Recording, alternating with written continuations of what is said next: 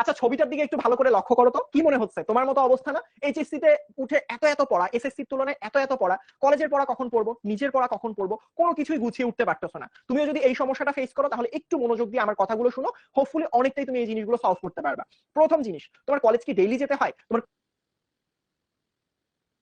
যদি তোমার উত্তর হয় হ্যাঁ, তাহলে একরকম কথা বলবো। যদি উত্তর হয় না ভাইয়া কলেজে আমি সরকারি কলেজে ভর্তি হয়েছি, আমার কলেজে মাঝে মাঝে যেতে হয়, মাঝে মাঝে যেতে হয় না, সেই ক্ষেত্রে আমি বলবো যখন তোমাকে যেই দিনে কলেজে যেতে হয় না সেই সময়গুলো খুব ভালো করে কাজে লাগাও। কারণ যখন তুমি কলেজে যাচ্ছ না সেই সময়টা নষ্ট না করে তুমি বাসার মধ্যে বেশি বেশি করে পড়াশোনা করো, তাহলে তুমি তোমার গ্যাপটা অনেকটা কাটিয়ে ওঠার সময় পাবা। কিন্তু ম্যাক্সিমাম স্টুডেন্টের কি হয়, ভাইয়া আমাকে তো কলেজে নিয়মিত যেতে হয়, নিয়মিত ক্লাস করতে হয়, তাহলে তুমি যে কাজটা করবা কলেজের সময়টা সম্পূর্ণ মনোযোগ সহকারে ক্লাস করবা। তো কলেজের ক্লাসের সময় যখন টিচার যেই টপিকটা পড়াবে, যখন যেই জিনিসটা বোঝাবে, মনোযোগ সহকারে বুঝবা, সম্পূর্ণ মনোযোগ সহকারে পড়াশোনা করবা। যদি তুমি এই কাজটা করতে পারো দেখবা পড়াগুলো অনেক সহজে বুঝতেছো, পরবর্তীতে ওই টপিকটা পড়তে গেলে জিনিসগুলো অনেক ইজি মনে হবে। যখন তুমি বাসায় চলে আসবা সর্বোচ্চ খাওয়া দাওয়া করে, ধরো তোমার কলেজ ছুটি 2টার সময়, বাসায় 2:30টার মধ্যে এসে 3টার মধ্যে খাওয়া দাওয়া করে 1 ঘন্টা ঘুমানোর চেষ্টা করবা। ঘুম থেকে ওঠার পরবর্তীতে পড়াশোনা শুরু করবা। এবং একটা জিনিস মনে রাখবা, আমি দিনে রাতে 8 ঘন্টা 10 ঘন্টা পড়াশোনা করে সেই পরিমাণ ভালো রেজাল্ট করতে পারবো না যেই পরিমাণ ভালো রেজাল্ট একটা স্টুডেন্ট 4 ঘন্টা মনোযোগ দিয়ে পড়বে। অর্থাৎ মনোযোগটা ইম্পর্টেন্ট এখানে, ইম্পর্টেন্ট এটা না তুমি কত ঘন্টা সময় ধরে পড়তেছো,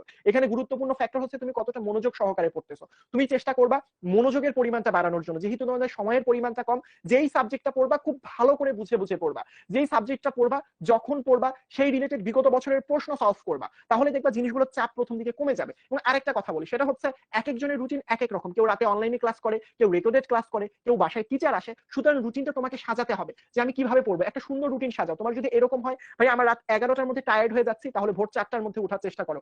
এখন ডেইলি লাইফে 6 ঘন্টা ঘুমালেই এনাফ, 6 ঘন্টা ঘুমাও, বাকি সময় পড়াশোনা করো। যদি পড়াশোনার সময় ঘুম লাগে আম্মুকে বলো একটু র চা দিতে, একটু র চা খাও, ঘুমের ভাব কেটে যাবে, শরীরের মধ্যে এনার্জি ফিল করবা। একটু আধা ঘন্টা পর পর ব্রেক নাও, পড়ার টেবিলের পাশে পানির বোতল রাখো, পানি খাও কিছুক্ষণ পর পর। বোঝাতে পেরেছি? সো এই রুলস গুলো ফলো করো, ভালো করবা। তবে আরেকটা জিনিস মনে রাখবা, সেটা হচ্ছে নিয়মিত পড়াশোনা করবা। একদিন 10 ঘন্টা পড়লাম, আরেকদিন 2 ঘন্টা পড়লাম, এটা আসলে দিয়ে তুমি এইচএসসি তে ভালো করতে পারবা না। রেগুলারিটি মেইনটেইন করো, ডেইলি পড়াশোনা করো, মানে পড়াশোনার পেছনে লেগে থাকো। কলেজে উঠলে প্রথম দিকে সবারই পড়াশোনার প্রেশার ফিল হয়, মনে হয় আগে যা পড়তেছি সব ভুলে যাচ্ছি, এখন পুরাতন পড়া রিভাইজ করব নাকি নতুন পড়া রিভাইজ করব নাকি নতুন পড়া পড়বো, আমি তো কিছুই বুঝে উঠতে পারতেছি না। পুরাতন পড়ার অনেক বেশি প্রেশার, আবার নতুন পড়াও আসলে তুমি কখন পড়বা বুঝে উঠতে পারতেছো না। এটা সবার জন্যই হয়, তোমার জন্য যেমন হচ্ছে তোমার ফ্রেন্ডের জন্য হচ্ছে। তাই ঘাবড়ে না গিয়ে মাথা ঠান্ডা রেখে এক পাশ থেকে পড়ো, ভালো করে পড়ো, পুরাতন পড়াগুলো 1 সপ্তাহ অন্তর অন্তর রিভাইজ করো যাতে ভুলে না যাও। সুতরাং এই কাজগুলো যদি করতে পারো ইনশাল্লাহ তোমার এই যে চিন্তা এইচএসসির এত পড়া কখন পড়বে এটা অনেকটাই কেটে যাবে। প্রথম দিকে একটু প্রেশার ফিল হবে, খুব বেশি স্বাভাবিক। আস্তে আস্তে তুমি যদি নিয়মিত পড়াশোনা করতে থাকো তাহলে এই জিনিসটা কাটিয়ে উঠতে পারবে। হোপফুলি সবাই বুঝতে পেরেছো।